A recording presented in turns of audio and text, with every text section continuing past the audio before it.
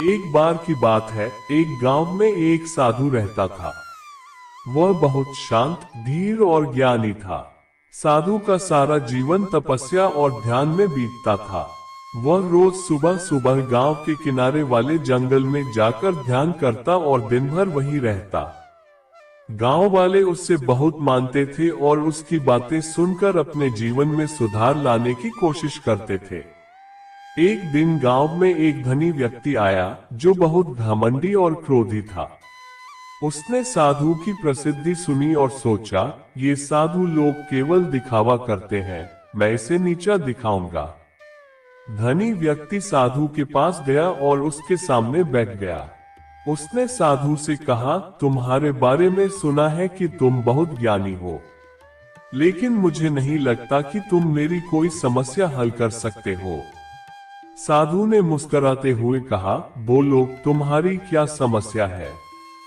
धनी व्यक्ति ने कहा, मेरे पास सब कुछ है, धन, ऐश्वर्य, नौकर चाकर, लेकिन फिर भी मैं खुश नहीं हूँ। मेरे जीवन में शांति नहीं है। साधु ने उसे शांत भाव से देखा और कहा, तुम्हें जो सबसे प्रिय वस्तु है उसे एक दिन के लिए छोड़ दो।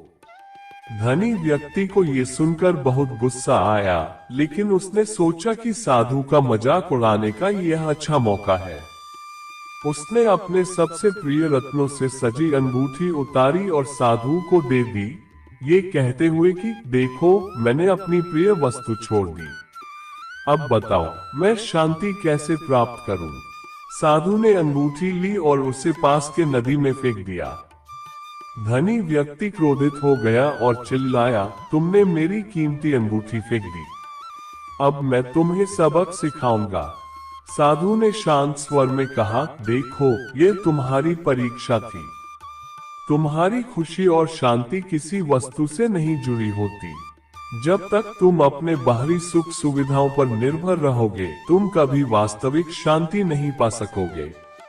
धनी व्यक्ति को अपनी गलती का एहसास हुआ और उसने साधु से माफी मांगी। उसने समझा कि असली शांति अपने अंदर की संतुष्टि और मन की स्थिरता से मिलती है, न कि बाहरी संपत्तियों से।